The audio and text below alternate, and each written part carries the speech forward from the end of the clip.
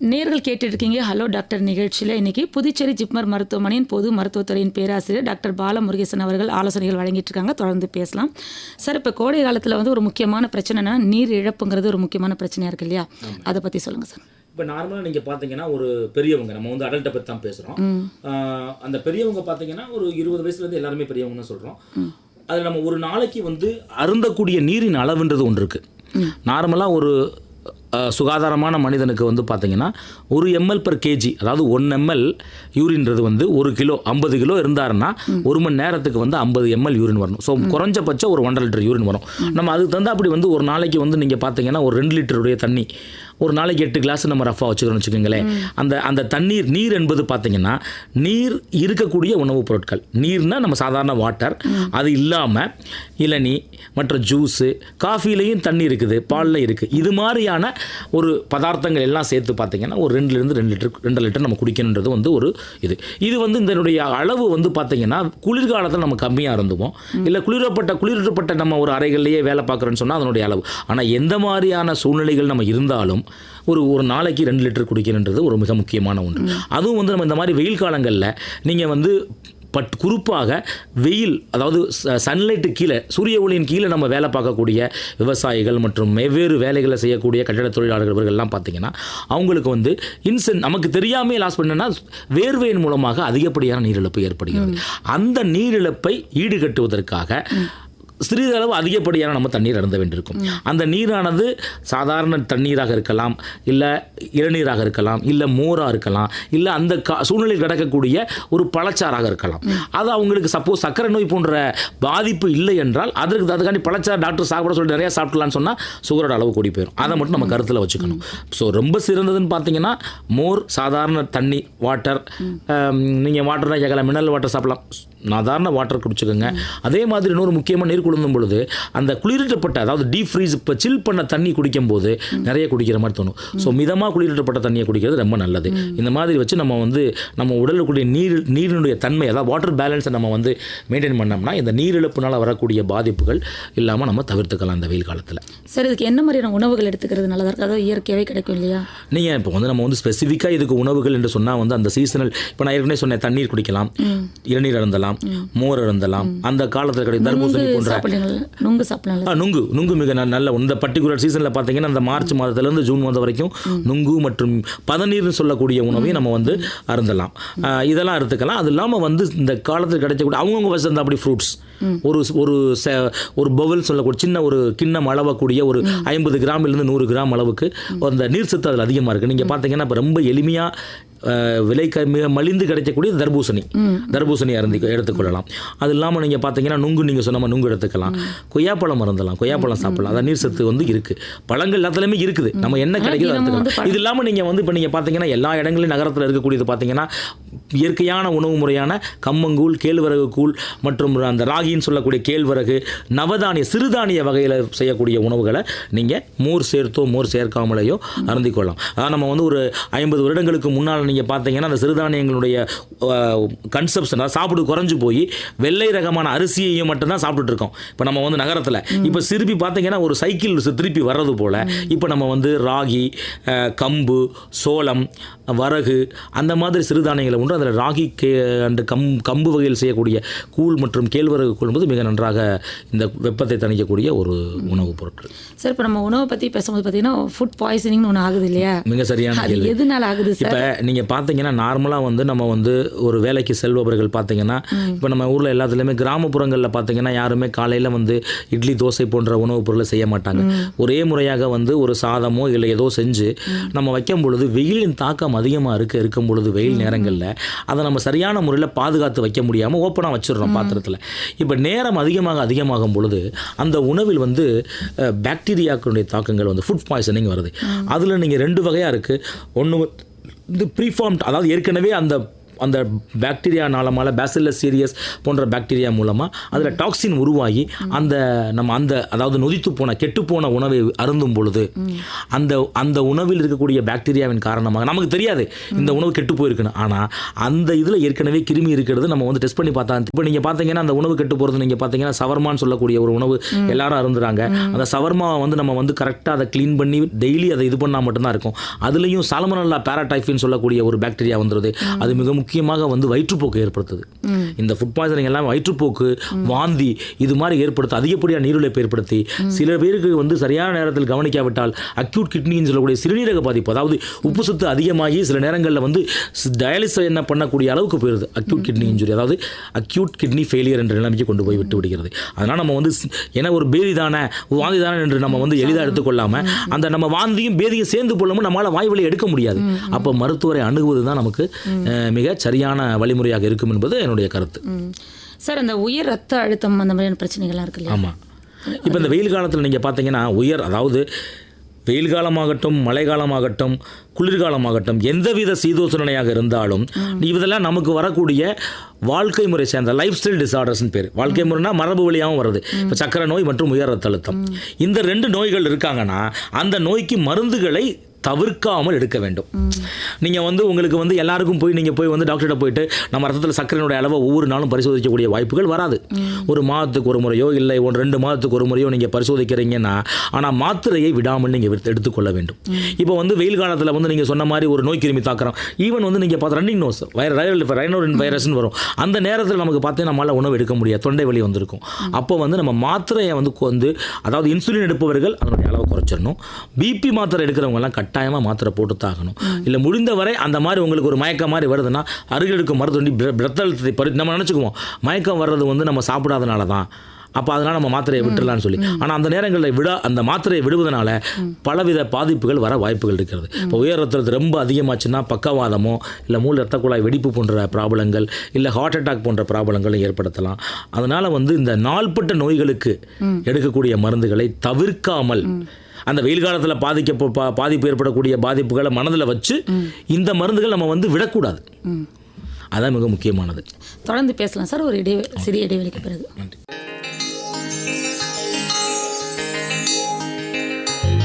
இசைத்தூரல் 1000 புது பாடல் 1000 செவியூரும் பூப்பதாலே உயிர் ராகம் என்றும் தாலாடுதே.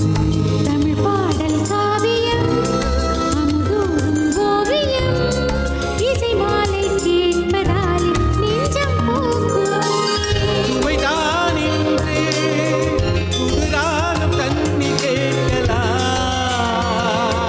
இசை கோடி மீட்கலாம். ஆகாஷ்வாணி இசையோடு நீங்கள். FM Rainbow 102.3. ஆகாஷ்வாணி இசையோடு நீங்கள். எஃப்எம் ரெயின்போ 102.8 இசையோடு என்றும் நீங்கள். நேர்கள் கேட்டுட்டு இருக்கீங்க FM rainbow Puduvai 102.8 hello doctor நிகழ்ச்சி. இன்னைக்கு நிகழ்ச்சியில் புதுச்சேரி ஜிப்மர் மருத்துவமனையின் பொது மருத்துவத்துறையின் பேராசிரியர் டாக்டர் பாலமுருகேசன் அவர்கள் தான் ஆலோசனைகளை வழங்கிட்டு இருக்கிறாங்க. தொடர்ந்து பேசலாம் சார். இப்போ பார்த்தீங்கன்னா சன்ஸ்ட்ரோக்னு சொல்லிட்டு ஒரு வியாதி இருக்கு இல்லையா? மேடம், நல்ல ஒரு என்ன வியாதி அது? அதனால வந்து என்ன உறுப்புகள் பாதிக்கும்? இப்போ நீங்கள் பார்த்தீங்கன்னா அந்த சன்ஸ்ட்ரோக் இல்லை ஹீட் ஸ்ட்ரோக்குன்னு சொல்லக்கூடிய ஒரு பாதிப்பானது வந்து பார்த்தீங்கன்னா இந்த பர்டிகுலராக வந்து எக்ஸ்ட்ரீமாக ஹீட் இருக்கக்கூடிய ஏப்ரல் மே மாதங்கள்லையும் ஜூன் மாதம் வரைக்கும் நமக்கு வந்து வரக்கூடிய வாய்ப்பு இருக்கிறது. இப்போ நீங்கள் அந்த இது பார்த்தீங்கன்னா நார்மலாக நம்ம ஒரு ஊர் நம்ம மாதிரி பாண்டிச்சேரி மற்றும் தமிழ்நாடு சேர்ந்த பகுதிகளில் பார்த்தீங்கன்னா சில பகுதிகளில் வந்து நம்ம வந்து அதிகப்படியான உச்சபட்ச வெப்பம் என்பது வந்து பார்த்தீங்கன்னா 37 டிகிரி 40 டிகிரி அப்படின்னு இருக்கிறது. எப்போ ஒரு சில பகுதிகளில் பார்த்தீங்கன்னா 42 44 இந்த மாதிரி வந்து வெப்பநிலை வந்து டெம்பரேச்சர் என்பது அந்த டே டைம் டெம்பரேச்சர் வந்து இந்த மாதிரி அதிகமாக ஆகும் பொழுது அந்த மாதிரி சூழ்நிலைகளில் வந்து நம்ம வந்து இப்போ பொதுமக்கள் வேலை செய்கிறாங்க வயல்வெளிகள்லையோ இல்லை ரோடு போன்ற கட்டட தொழிலாளர்கள் வேலை செய்யும் பொழுது அவங்களுக்கு வந்து அந்த அதாவது நீர் இழப்பு ரொம்ப அதிகமாக ஏற்படும். ஒரு பர்டிகுலர் ஸ்டேஜில் நீரிழப்பு ரொம்ப அதிகமாகி, அதாவது நம்ம ஸ்வெட்டிங்கிறது வந்து நமக்கு ஒரு மெக்கானிசம். நம்ம டெம்பரேச்சர் நம்ம பாடியில் ஹைப்போதலாமஸ்ன்ற ஒரு உறுப்பு வந்து நம்ம பாடி டெம்பரேச்சரை குளிர்காலமாகட்டும் வெயில் காலமாகட்டும் எப்போ நீங்கள் மெஷர் பண்ணாலும் டெம்பரேச்சர் வந்து 37.2க்கு உள்ளே தான் இருக்கும். 36.7லேருந்து 37.2. அந்த டெம்பரேச்சர் அதிகமாகுதுன்னு வச்சுங்களேன், ஒரு 30 டிகிரி அதிகமாகுதுன்னு சொன்னால் ஒன்றும் நம்ம என்ன நினைப்போம், நோய் கிருமி தாக்கம், வைரல் இன்ஃபெக்ஷன், பாக்டீரியல் இன்ஃபெக்ஷன். ஆனால் நம்ம இந்த மாதிரி 44 டிகிரி என்விரான்மெண்டல், அதாவது வந்து வெளிப்புற வெப்பநிலையானது வெப்பமானது 44 டிகிரி இருந்தாலும் நம்முடைய உடம்புல வந்து வெப்பம் 37.2 தான் இருக்கும். அது மாதிரி தான் அதுக்கு என்ன மெக்கானிசம், எக்ஸசிவ் ஹீட், இந்த ஸ்வெட்டிங், வேர்வையெல்லாம் போகும். ஆனால் அந்த தகவமைப்பு வந்து நம்ம பாதிப்படையும் பொழுது ஹீட் ஸ்ட்ரோக்குன்னா, நம்ம எப்படி ஸ்ட்ரோக்குன்னா என்ன சொல்கிறோம், மூளை பாதிப்பு. அந்த செரிப்ரோ, அது வந்து ஒரு உயர் ரத்த அழுத்தத்தினாலேயோ உயர் அந்த அன்கண்ட்ரோல் டயபெட்டிஸ், சர்க்கரையினுடைய கட்டுக்குள்ளே வைக்காதனாலேயோ ரத்த அடைப்பு ஏற்படுற மாதிரி இது என்ன ஆகுதுன்னா, இந்த மாதிரி நம்ம தேர்ஸ்ட் மெக்கானிசம், அதாவது நம்முடைய தாகம்ன்றது முக்கியமானது. தேர்ஸ்ட் மெக்கானிசம் வந்து நம்ம லாஸ் ஆயிடுது. அதனால நம்ம பாடி டெம்பரேச்சர் வந்து ஸ்வெட்டிங் மெக்கானிசம் இதாகி நம்ம லாஸ் ஆகும். பாடி டெம்பரேச்சரே வந்து ஹீட் ஸ்ட்ரோக் வரும்பொழுது ரொம்ப அதிகமாகி, அதனால மூளை பாதிப்பு, பக்கவாதம் மாதிரி, இல்லை ராப்டோமயலிஸ், மசில்கள்லாம் அதிகமாகி ராப்டோமயலிஸ்ன்னு சொல்லுவோம். அதாவது வந்து யூரினில் வந்து மயோகுளோபின் போகும். சிறுநீரக பாதிப்பு, மெட்டபாலிக் அசிடோசிஸ்ன்னு சொல்லி நம்ம வந்து சுவாசிக்கக்கூடிய பாதிப்பு, இந்த மாதிரி வந்து மூளை பாதிப்பு, சிறுநீரக பாதிப்பு, நுரையீரல் பாதிப்பு, இன்று பலவித இதய ஃபங்க்ஷனையும் பாதிக்க செய்யும். இந்த மாதிரி சிறப்பு, அதாவது இது வந்து எக்ஸ்ட்ரீம் ஸ்டேஜ் தான். அதனால் பயப்பட தேவையில்லை. இப்போ நீங்கள் எல்லாம் வெயிலில் போய் வேலை செய்கிறவங்க எல்லாருமே வந்து அதனால் வந்துட்டு அதுக்கு தகவமைப்பு நம்மளே வச்சுக்கணும். அதாவது வந்து அந்த பீக் சீசன், அதனால தான் நம்ம எந்த வேலை பார்த்தாலும் நீங்கள் பார்த்தீங்கன்னா ஒரு மணி நேரம் 1.5 மணி நேரம் ரெஸ்ட் விடுவாங்க. அந்த நேரத்தில் வெயில் அலையக்கூடாது. நம்ம சாதாரணமாக வயது முதிர்ந்தவங்க, குழந்தைகள், இந்த மாதிரி சிறு வயது நோயினால் பாதிக்கப்பட்டவங்கெல்லாம் பார்த்தீங்கன்னா ரொம்ப வெயில் காலத்தில் இந்த குடையை யூஸ் பண்ணலாம். அப்போ தண்ணி எடுத்துகிட்டு போகிறது நல்லது. எங்கே நம்ம போனாலுமோ எந்த ஒரு வேலை சார்ந்து போகும் பொழுது நம்ம வீட்டில் என்ன, ஏன்னா தண்ணினால் நிறைய நோய் பரவுது. தண்ணினால் வந்து பாக்டீரியல் இன்ஃபெக்ஷன் பரவுது, வைரஸ் இன்ஃபெக்ஷன், நம்ம சளி போன்ற இதெல்லாம் வரும்போது தண்ணியில் ரொம்ப பாக்டீரியல் இன்ஃபெக்ஷன் பரவுறது. தண்ணி, நீர் இருந்து நம்ம முக்கியம். எங்க தேர்ஸ்ட் தாகம் என்ற மெக்கானிசம் இருக்கும் வரைக்கும் இந்த மாதிரி ப்ராப்ளம். தாகம் என்ற அந்த மெக்கானிசம் லாஸ் ஆகும் பொழுது, தேர்ஸ்ட் மெக்கானிசம் வந்து டிஸ்ட்ரப்ஷன் ஆகும் பொழுது நமக்கு இது மாதிரி ப்ராப்ளங்கள் வர்றதுக்கு வாய்ப்பு இருக்குது. இது வந்து பார்த்தீங்கன்னா நீங்கள் ஸ்ட்ரோக்குன்றாங்களே, அது பக்கவாதமான, அதாவது மூளையினுடைய செயல்பாடை பாதிப்படைய செய்யுது அதிகப்படியான வெப்பநிலையினால். அப்போ அதனால வந்து உங்களுக்கு வந்து பலவித பாதிப்புகள் வர்றதுனால அது ஹீட் ஸ்ட்ரோக் இல்லைன்னா சன் ஸ்ட்ரோக்குன்னு சொல்கிறாங்க. இது வந்து ஒரு மிக தீவிரமான ஒன்று. அந்த நிலைக்கு சென்றவர்களை வந்து நம்ம காப்பாற்றுறது வந்து ரொம்ப ஒரு மிக கடினமான ஒன்று. அந்த நிலையை வராமல் நம்ம வந்து தவிர்க்கிறது தான் பல வழிகள் நம்ம சொல்கிறோம். நீங்கள் வந்து எப்பயுமே கூட வாட்டர் பாட்டில் வச்சுக்கோங்க. நிறைய இடங்கள்ல இல்லைனா வந்து எல்லாராலையும் போய் வந்து பணம் கொடுத்து வாங்க முடியாது. அதனால் கூட போகும்போது எடுத்துகிட்டு போகிறது நல்லது. இப்போ நம்ம ஒரு 2 மணி நேரம், ஒரு நாளைக்கு நம்ம சொல்கிறது வந்து நார்மலாக 2 லிட்டர் தண்ணி குடிக்கணும், அந்த 4 லிட்டர் குடிங்க வெயிலில் போகும்போது. அப்போ ஒரு லிட்டர் எடுத்துகிட்டு போயிருங்க. இது இல்லாமல் வந்து நிறையா வந்து பொதுநல விரும்பிகள் வந்து நீர்மோர் பந்தல் அந்த மாதிரி இருக்கும். நம்மளால் முடியக்கூடிய அந்த கம்மங்கூழ், கேப்பக்கூழ் போன்ற, ராகி போன்றவைகளை நம்ம வாங்கி அதை அருந்தி நம்ம நீர் சத்து இழப்பை தவிர்த்து இதனால் ஏற்படக்கூடிய பாதிப்புகள் நல்லா தவிர்த்துக்கலாம் நம்ம. சார், இப்போ கோடை காலத்தில் பார்த்தீங்கன்னா குழந்தைங்களுக்கு என்ன ஒரு பிரச்சனை வரும்னா, உடம்புல கொப்பளங்கள், அந்த வேர்க்குரு, இந்த மாதிரியான பிரச்சனைகள்லாம் வருது இல்லையா சார்? இது என்ன காரணம்? இப்போ நீங்கள் அந்த வேர்க்குருன்றது பார்த்தீங்கன்னா வந்துட்டு குழந்தைகள் முதற்கொண்டு பெரிய எல்லாருக்கே வரலாம். ஆனால் குழந்தைகளுக்கு அதிகமாக வருது. அந்த குழந்தைகளுக்கு அதிகமாக வர்றதுக்கு காரணம் என்னென்னா, அந்த நம்ம வியர்வை துளைகள் இருக்குது, அதாவது ஸ்வெட் போர்ஸ் அப்படின்றது வந்து பார்த்தீங்கன்னா நம்ம அந்த சின்ன நம்ம வந்து என்னென்னா, இதனால தான் நம்ம வந்து வெயில் காலத்தில் முடிந்தவரை குழந்தைகள் பெரிய அனைவருமே வந்து ஒரு 2 முறையாவது குளித்தா நல்லது. காலையில் வந்து வேலைக்கு செல்வதற்கு முன்பும் வேலையை விட்டு நம்ம வீட்டுக்கு வரும்பொழுது சோம்பேறித்தனப்படாமல் குளித்தால் அந்த அழுக்குகள்லாம் நமக்கு வந்து ஃபுல்லாக இதாகி அந்த வேர்வை துளைகள் என்று சொல்லக்கூடிய ஸ்வெட் போர்ஸ் அடைபடாமல் இருக்கும். ஆனாலும் சில குழந்தைகளுக்கு நம்ம அதிகப்படியாக விளையாடும், அந்த மாதிரி இருக்கும் பொழுது வேர்க்குரு வரக்கூடிய வாய்ப்பு இருக்குது. இப்போ அந்த வேர்க்குரு வரும் பொழுது அந்த நேரங்களில் சில நேரங்களில் அதில் பாக்டீரியா கிருமி தாக்கி ஃபரங்கிள், பாயில், அந்த சில நம்ம வந்து உடம்புல பார்த்தீங்கன்னா நம்ம ஆண்களுக்கெல்லாம் பெரிய பெரிய முடிகள் இருக்கும், குழந்தைகளுக்கு சின்ன முடிகள் இருக்கும். அந்த முடியினுடைய அந்த கேசத்தினுடைய வேர்களில் வந்து இன்ஃபெக்ஷன் ஆகி ஃபரங்கிளோசிஸ், பாயில் போன்ற நம்ம சொல்கிற நம்ம பொடுகுன்னு கூட சொல்லுவோம். சில நேரங்களில் கட்டி, வேனல் கட்டி, இது மாதிரி வரும். இந்த மாதிரி நேரத்தில் அதுக்குரிய மருந்துகள் எடுத்துக்கிட்டு நிறைய நம்ம வந்து நம்ம நீர் சத்தை நம்ம மெயின்டைன் பண்ணுறதுக்கு தண்ணி நிறையா குடிச்சிட்டு இருந்தோம்னாவே பாக்டீரியல் இன்ஃபெக்ஷன் இருந்தாலும் அதுக்கு மருந்து எடுத்துக்கணும். அதான் முக்கியம் சார். இப்போ வேர்க்குரு வந்தாலே டக்குன்னு நம்ம பவுடர் போடுறோம் இல்லையா, அது வந்து சரிதானே, போடலாமா? இப்போ நீங்கள் பார்த்தீங்கன்னா அந்த பவுடர் எல்லாமே வந்து கால்சியம் டால்கம் பவுடர்னு சொல்லக்கூடியது. அதில் வெவ்வேறு விதமான நறுமணங்களை கலந்து நமக்கு தர்றாங்க. இதில் நீங்கள் இப்போ இந்த டால்கம் பவுடர் பார்த்தீங்கன்னா அதுக்கு வந்து ஹைக்ரோஸ்கோபிக்னா என்னன்னு சொன்னால் அந்த வேர்வை என்ன ஈரப்பதம், அந்த ஈரப்பதத்தை குறைக்கக்கூடிய தன்மை உண்டு. இப்போ அதுதான் ஒன்று பண்ணுது. இப்போ நீங்கள் ஒரு பனியன் போட்டு நீங்கள் வந்து ஒரு காலையில் ஏர்லி மார்னிங் நீங்கள் ட்ரெஸ் மாற்ற ரொம்ப வேர்த்துருது. அந்த நேரங்களில் இது சயின்டிஃபிக்கலாக பார்த்தீங்கன்னா இது வந்து வேர்வையை கண்ட்ரோல் பண்ணுதானா, வேர்வையினுடைய அளவை குறைக்குது. ஆனால் இதில் வந்து பாதகங்கள் என்னன்னு சொன்னால் சில நேரங்களில் இந்த வேர்வை துளைகள் அடைபட்டு இன்ஃபெக்ஷன் வர வாய்ப்பு இருக்குது. ஆனால் இதனால் வந்து அதனால் அந்த வேர்வை அந்த பவுடரே போடாமல் இருக்குன்னு சொல்ல முடியாது. அறிவுபூர்வமாக வந்து இன்னும் அதனால் வந்து ஆராய்ச்சிகள்லாம் இது பண்ணலை. இப்போ அந்த ஸ்வெட் பவுடர், அந்த நம்ம டால்கம் பவுடர், ஏன்னா இது நீங்கள் பார்த்தீங்கன்னா இந்த காலத்தில் வந்து ஏகப்படியான விற்பனைகள் நடக்குதுல்ல. ஸோ வந்து நம்ம வந்து பார்த்தீங்கன்னா நாம அறிவுபூர்வமாக சொல்லக்கூடியது காலையிலும் மாலையிலும் சுகாதாரமாக சுத்தமாக நம்ம குளிச்சுட்டு நல்லா நார்மலாக கிளாத்தை பருத்தியான துணை, அதாவது நம்ம வந்து ஒரு நைலான் போன்ற துணிகளை உடுத்தாமல் பருத்தி துணியை உடுத்தி இயற்கையான ஒரு சூழ்நிலைகள் மரங்களுக்கு இருந்தாலே நம்ம அந்த இது இல்லாமல் இருக்கும். ஆனால் வந்து குழந்தைகளை பொறுத்தவரைக்கும் நீங்கள் வேண்டாம் தான் செய்யும், என்ன பண்ண முடியும்? ஆனால் வந்து நம்ம போட வேண்டாம் என்று நாம் சொல்ல முடியாது, ஒரு அளவாக பயன்படுத்துங்கள். நேர்கள் கேட்டுட்டு இருக்கீங்க FM rainbow Puduvai 102.8 hello doctor நிகழ்ச்சி. இன்னைக்கு நிகழ்ச்சியில் புதுச்சேரி ஜிப்மர் மருத்துவமனையின் பொது மருத்துவத்துறையின் பேராசிரியர் டாக்டர் பாலமுருகேசன் அவர்கள் தான் ஆலோசனைகளை வழங்கிட்டு இருக்காங்க. தொடர்ந்து பேசலாம் சார். இப்போ நிறைய நீங்கள் கோடைகால வியாதிகள் அதோட இது பற்றியெல்லாம் சொல்லிட்டு இருந்தீங்க. இப்போ அடுத்ததாக நிறைய பேருக்கு இருக்க ஒரு பிரச்சனைன்னு பார்த்தீங்கன்னா சர்க்கரை வியாதி. ஆமாம் மேடம். அது வந்து ஏன் ஏற்படுது, இல்லை எத்தனை வயதுக்கு மேலே அந்த மாதிரி சர்க்கரை நோயின்னு பார்த்தீங்கன்னா நம்ம வந்து இந்தியா வந்து பார்த்தீங்கன்னா உலகத்தில் வந்து பொதுமக்கள் அதாவது மக்கள் தொகையில் மட்டும் வந்து நம்பர் 1 ஆகிறதில்ல, சர்க்கரை நோயாளிகள்லையும் நம்பர் 1 ஆகிட்டு வருது. இது நீங்கள் பார்த்தீங்கன்னா நம்ம இந்திய மக்கள் தொகை பார்த்தீங்கன்னா ஏஷியன் இந்தியன் அப்படின்னு சொல்கிறவங்க இயற்கையாகவே வந்து சர்க்கரை நோய் தாக்குதலுக்கு அதிகமாக பாதிப்படைய வாய்ப்பு இருக்குங்க. ஏன்னா நம்ம வந்து ஒரு 1940 முன்னாடி பார்த்தீங்கன்னா எதனால் மக்கள் இறந்தார்கள்னு சொன்னால் ஃபேமின்னா வந்து பஞ்சம், ஃப்ளட்டு, வெள்ளம் மற்றும் அந்த இயற்கை செழிவு உண்டாகக்கூடிய நோய்கள், பிளேக், காலரா போன்ற நோய்கள்னால தான் மக்கள் பாதிக்கப்பட்டாங்க. இந்தியா சுதந்திரம் அடைஞ்சதுக்கப்புறம் பார்த்தீங்கன்னா மக்களுடைய பொருளாதாரம் நம்முடைய அரசாங்கத்தினுடைய நடவடிக்கைகள்னால அதிகமாயிருச்சு. ஆனால் நீங்கள் பார்த்தீங்கன்னா நம்ம வந்து அந்த டயபெட்டோஜெனிக் சர்க்கரை நோய் உருவாகக்கூடிய ஜீன்கள் என்பது அந்த நம்ம இந்தியர்களே இருக்குது. அதனால நம்ம அதிகப்படியான இப்போ நீங்கள் பார்த்தீங்கன்னா விவசாய நிலத்தில் விளைவிச்சவங்களாம் 2 தடவை தான் சாப்பிட்டு இருந்தாங்க. இப்போ நீங்கள் பார்த்தீங்கன்னா நம்ம வந்து வேலை பார்க்குற எல்லாரும் நம்ம வந்து மினிமம் ஒரு 4-5 தடவை சாப்பிட்ற மாதிரி இருக்குது. காலையில் உணவு இருந்துடும், 11 மணிக்கு ஸ்நாக்ஸ் சாப்பிட்றோம்.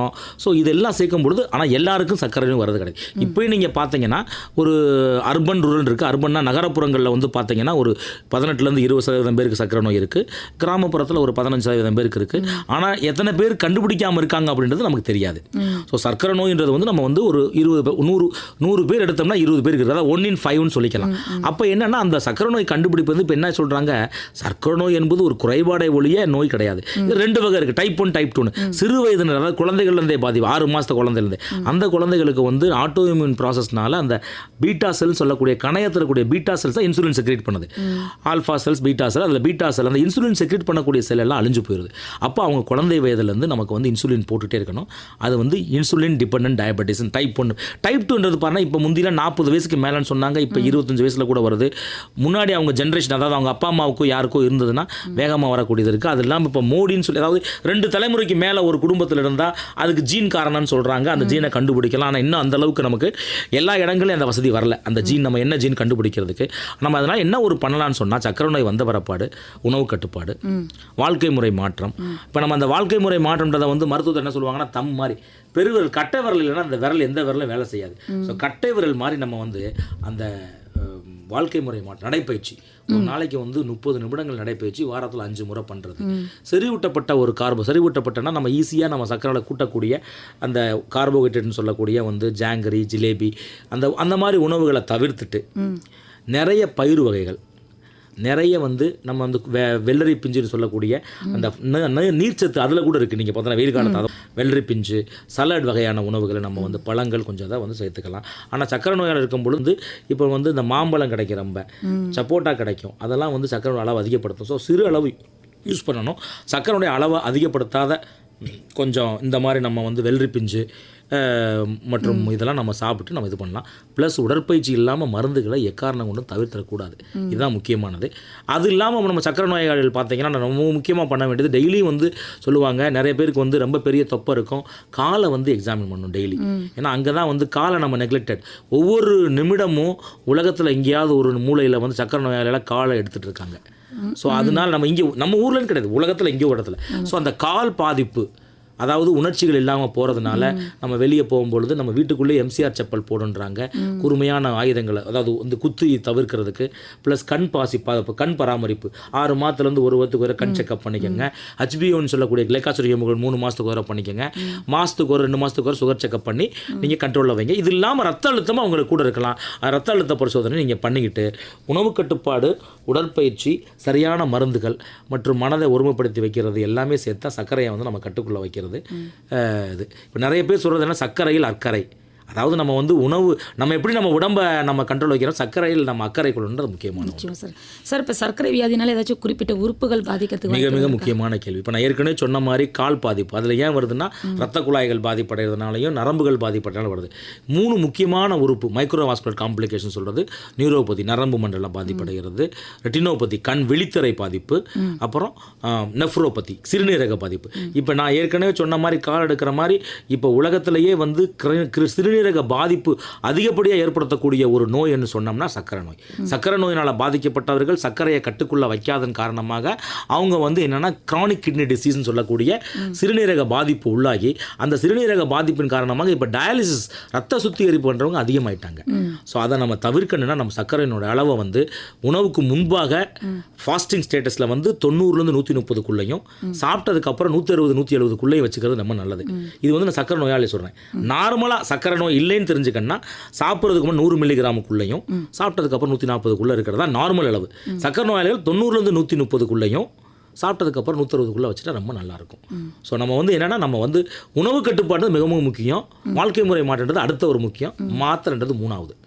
சார் இப்போ மாத்திரைன்னு சொல்லும்போது பார்த்தீங்கன்னா சர்க்கரை நோயாளிகள் வந்து தொடர்ந்து மாத்திரை எடுத்துகிட்டே இருக்காங்களே. ஆமாம், கட்டாயமாக. அதாவது என்னன்னா நீங்கள் வந்து மாத்திரையுடைய அளவை கூட்டலாம் குறைக்கலாமே ஒழிய சுத்தமாக நிறுத்த முடியாது. இப்போ சப்போஸ் நீங்கள் வந்து உங்களுடைய சர்க்கரை அளவு நல்ல கண்ட்ரோல் இருக்குன்னு சொன்னால் நீங்கள் வந்து 1 மாதம் வந்து உடற்பயிற்சியில் மட்டும் ஆக்சுவலாக பார்த்தீங்கன்னா நம்ம சர்க்கரையினுடைய நோயை டயக்னோஸ் பண்ணும் பொழுதே 50% மேலே வந்து அந்த பீட்டா செல் வந்து அழிஞ்சு போயிடுது. ஸோ இருக்கக்கூடிய செல்லை வச்சு தான் நம்ம ஓட்டணும். எல்லா பீட்டா நம்ம மாத்திரை என்ன பண்ணுதுன்னா ஒன்று வந்து சர்க்கரையினுடைய அதாவது வந்து சர்க்கரை செல்லுக்கு வெளியே இருக்கிறத உள்ள தள்ளுது. சிலது பார்த்தீங்கன்னா இன்சுலின் அதாவது இன்சுலின் சுரக்கக்கூடிய தன்மையை அதிகப்படுத்துது. சில மாத்திரைகள் இன்சுலின் சென்சிட்டிவிட்டி இப்போ நம்ம ரொம்ப குண்டா இருக்கும், அந்த குண்டா இருக்கவங்க வந்து என்னன்னா இந்த ரிசெப்டார் லெவலில் வந்து இன்சுலின் வேலை செய்ய மாட்டுது. அந்த மாதிரி 3 மெக்கானிசம் நம்ம மெயினாக வேலை செய்யுது. இப்போ நம்ம மாத்திரையை சுத்தமாக நிறுத்தினோம்னா கட்டாயமாக வந்து பாதிப்புகள் வர வாய்ப்பு இருக்குது. ஆனால் மாத்திரையை கூட்டலாம் குறைக்கலாம் அந்த தகுதியை சூழ்நிலை தந்தா. அப்படி சில நேரங்களில் பார்த்தீங்கன்னா நீங்கள் ஒரு பர்டிகுலர் ஸ்டேஜில் வந்து ஒரு 15-20 வருடம் கழிக்கும் பொழுது நீங்கள் பார்த்தீங்கன்னா இன்சுலின் போட வேண்டியதாக இருக்கும். சல்ஃபனியூரியான்ற மாத்திரை தான் நம்ம சொல்லக்கூடிய மாத்திரை வேலையே செய்யாது. அப்போ நீங்கள் வந்து அந்த இன்சுலின் போட்டால் தான் பாதிப்புகள் வராமல் இருக்கும். அதனால் மருந்துகள் மாத்திரையோ ஊசியோ எடுத்தால் நீடித்த நாட்கள் வாழ முடியும். சார் இப்போ ஊசி எடுக்கும்போது வந்து அது ஹெவி டோஸாக தானே இருக்கும், அதை தொடர்ந்து எடுக்கிறது இல்லை. இப்போ இன்சுலின் ஊசினும் பொழுது அதுக்கு தான் வந்து நிறைய வழிமுறைகள் இருக்குது. இப்போ வந்து மிக முக்கியமான ஒரு இது பார்த்தீங்கன்னா self monitoring of blood glucose SMBG. அதாவது நீங்கள் வந்து குளுக்கோமீட்டர் ரொம்ப விலையெல்லாம் இல்லை, ஒரு 800 ரூபாய் 900 ரூபாயில் இருக்குது. நீங்கள் ஒரு குளுக்கோஸ் டெஸ்ட் பண்ண நீங்கள் வந்து ஒரு லேபுக்கு போகணும்னா ஒரு ஆட்டோ பிடிச்சி போய் பண்ணுறதுக்கு ஒரு 150 ரூபா ஆயிரும். இதே நீங்கள் வீட்டில் பண்ண அந்த குளுக்கோமீட்டரோட விலை வந்து ஒரு 800 ரூபாய், அந்த ஸ்ட்ரிப்போட விலை வந்து 10லேருந்து 15 ரூபாய். அவ்வளோதான், நீங்கள் வீட்டிலே பண்ணிக்கலாம். அதை பண்ணி நோட்டில் எழுதி வச்சுக்க வேண்டியது. நான் சொன்ன ஏற்கனவே ரத்தத்தில் சர்க்கரை அளவு 90-130க்குள்ள இருக்கு, சந்தோஷம். ஆனால் அந்த 100 இருக்குன்னு சொல்லி ஜாங்கிரி சாப்பிடக்கூடாது. அதை வந்து நம்ம கண்ட்ரோலில் அந்த ஊசி போய் எந்த பாதிப்பும் கிடையாது. அப்போ நம்ம மருத்துவர்கிட்ட போய் டாக்டர் இந்த மாதிரி எனக்கு படபட போகிறது, அப்போ நம்ம அவளே சொல்லி எனக்கு 2 யூனிட் குறைச்சிக்கன்னு சொல்லுவார். அதே மாதிரி இன்டர்கரண்ட் அதாவது நோய் கிருமி தாக்கம், ஒரு ஜுரம் இந்த மாதிரி வரும்பொழுது இன்சுலின் நிறுத்தக்கூடாது. அந்த நேரத்தில் இன்சுலின் வந்து தேவை அதிகமாக இருக்கும். அப்போ வந்து சர்க்கரையினுடைய செக் பண்ணலாம், இல்லைன்னா இன்சுலினை வந்து 2 யூனிட் குறைச்சி அந்த நேரத்தில் நம்ம இது பண்ணிக்க வேண்டியது. சார் இப்போ சர்க்கரை நோயாளிகள் வெளியில் போகும்போது இங்கே காத்திருக்கும் போது பார்த்தீங்கன்னா திடீர்னு மயக்கம் போட்டு விடுவாங்க. முக்கியமான கேள்வி. இப்போ நீங்கள் பார்த்தீங்கன்னா அவங்க பண்ணிக்கணும் இந்த இதில் முக்கிய வயது முதிர்ந்தவர்கள் இப்போ வந்து ஒரு அலுவல் சார்ந்த விஷயமாக வங்கிக்கோ இல்லை அவங்க பென்ஷன் விஷயமா ஏதாவது ஒரு ஆஃபீஸுக்கு போகும் பொழுது நார்மலாக பார்த்தீங்கன்னா ஒரு 12:30 மணி 1 மணிக்கு அவங்க சாப்பிடக்கூடியவங்க அலுவலர்களை சந்திக்கும் பொழுது 2 மணி 2:30 வரைக்கும் இருக்கும். அப்பொழுது என்னுடைய அறிவுரை என்ன என்றால் கையில் வந்து நீங்கள் வந்து ஒரு சிறு சர்க்கரை கண்ட பிஸ்கட் வச்சுக்கோங்க. இல்லைனா வந்து ஒரு இப்போ இந்த வெயில் காலத்தில் ஒரு எலுமிச்சம்பழ சாறு சிறிதளவு சர்க்கரை உப்பு கறந்து வந்தால் அதில் நீரிழப்பு ஏற்படக்கூடிய தவிர்க்கலாம். சர்க்கரையை நம்ம இது பண்ணிக்கலாம். அந்த நேரத்தில் நீங்கள் குடிச்சிட்டிங்கன்னா அந்த சர்க்கரை அளவை வந்து கீழே வராமல் வச்சு நீங்கள் இது பண்ண வாய்ப்புகள் இருக்குது. ஹைப்போகிளைசிமியான்றது முக்கியமான ஒரு பழம். அது நிறைய பேர் தெரியுது, மயக்கமே போட்டுருவாங்க சில பேர். அதை தவிர்க்கிறது தான் டயபெட்டிக் கார்டு வச்சுக்கணும். நான் சர்க்கரை நோயாளி, நான் இந்த வகையான மருந்துகளை உட்கொள்றேன்னு சொல்லி இப்போ கார்டே தர்றாங்க நிறைய இடங்கள்ல. அப்போ வந்து அந்த நேரத்தில் இந்த மயக்கம் வந்து சர்க்கரையினுடைய அளவு கம்மினால தான் சொல்லி அவங்களுக்கு சர்க்கரையை வந்து குடிக்க முடியும்.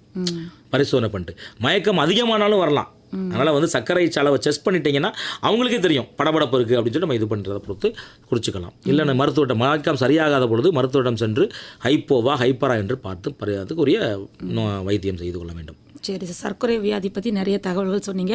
இப்போ மீண்டும் நம்ம கோடைக்கால வியாதி பற்றி ஒன்று தெரிஞ்சுக்கலாம், கேட்டுக்கலாம்.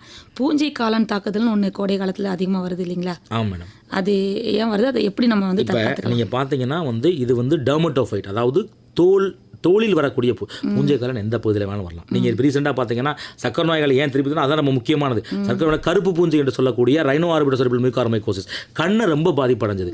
அது சக்கரையுடைய அளவு அதிகமாகும் பொழுது சைனஸ் மற்றும் கண்களை பாதிக்கக்கூடியவை. அது கிடையாது. நாம் சொல்லக்கூடியது இந்த வெயில் காலத்தில் நீர், அதாவது மாய்ஸ்சர், நீர் அதிகமாக பாடியில் வேர்வையினால் நம்மளுடைய அக்குள் பகுதி, இன்டர்ட்ரிஜினஸ் ஏரியா என்று சொல்லக்கூடிய பெண்களுடைய மார்பகத்திற்கு கீழ்ப்பகுதி மற்றும் வந்து கிராயின் என்று சொல்லக்கூடிய பகுதிகளில் வந்து நீர் வந்து நம்ம வந்து அந்த வேர்வை வேர்த்துட்டே இருக்குது. அதை நம்ம இரு நேரங்கள் நம்ம சுத்தமாக குளித்து இது பண்ணனா வர வாய்ப்பு இல்லை. அந்த ஃபங்கல் டெர்மட்டோஃபைட்டிக் இன்ஃபெக்ஷன், டீனியா என்று சொல்லக்கூடிய இன்ஃபெக்ஷன் இது வருதுன்னு சொன்னால் வந்து உங்களுக்கு என்ன ஆகும், ரொம்ப அதிகப்படியான அரிப்பு. சில நேரங்களில் பார்த்தா அந்த ஏரியாவே ரொம்ப கருப்பாயிரும். அந்த ஒரு அடிக்கடி வந்து திருப்பி வந்து அந்த இதை நம்ம தவிர்க்கிறதுக்கு வந்து அந்த மாய்ஸ்சரை கண்ட்ரோலில் வச்சு அந்த ஃபங்கல் இன்ஃபெக்ஷனுக்கு மருந்து இருக்குது. நிறைய மருந்துகளை வந்து நம்ம வந்து க்ரீமாகவும் இருக்குது, ப்ளஸ் மாத்திரையாக இருக்குது. அந்த நேரத்தில் உட்கொள்ளணும். இது மிக அதிகமாக சக்கரை நோயாளிகளுக்கு அதிகமாக வரும். சர்க்கரை அளவுக்கு அதிகமாக இருக்கும் பொழுது, அது இல்லாமல் நார்மலாக இருக்கவங்களுக்கு வந்ததுன்னு சொன்னால் அவங்க வந்து அந்த மருந்துகளை தகுந்த முறையில் உட்கொண்டு அந்த மாய்ஸ்சரை குறைக்கிறதுக்கு வந்து அவங்க வந்து இருமுறை வந்து அந்த நல்ல சுகமாக குளித்து அந்த அதே துணிகளை திரும்ப உடுத்தாமல் அது சுத்தமான முறை சுடுதண்ணில் நம்ம கழுவி துவைத்து காய வைத்த பொழுது நமக்கு அந்த டெர்மட்டோஃபைட்டிக்னு வராமல் இருக்க வாய்ப்பு இருக்கிறது. சரிங்க சார். சரி, இன்றைக்கி நிகழ்ச்சியில் பார்த்தீங்கன்னா நிறைய பொது மருத்துவம் குறித்தும் சர்க்கரை நோய் குறித்து நிறைய தகவல்கள் நீங்கள் சொன்னீங்க. நிகழ்ச்சியின் நிறைவாக நம்ம நேயர்களுக்கு வந்து நீங்கள் என்ன ஆலோசனை சொல்ல விரும்புகிறீங்க? இப்போ நீங்கள் பார்த்தீங்கன்னா இந்த வெயில் கால நோய்களை பற்றி நம்ம நிறைய நேரம் பேசினோம். இந்த கோடை காலத்தில் நீங்கள் செய்யக்கூடியது ஒன்று என்னென்னா, ரொம்ப பேருக்கு வந்து ஒரு முக்கியமான ஐஸ் வாட்டர் குடித்தா ரொம்ப நல்லது. அது தவறு. சாதாரண தண்ணீரை குடித்தாலே தாகம் அடங்கும். நீங்கள் வந்து நம்ம ஃப்ரிட்ஜில் வச்சு துவைக்கக்கூடிய தண்ணீரை குடித்தாதான், குளிரூட்டப்பட்ட தண்ணீரை குடித்தாதான் நமக்கு இது கிடையாது.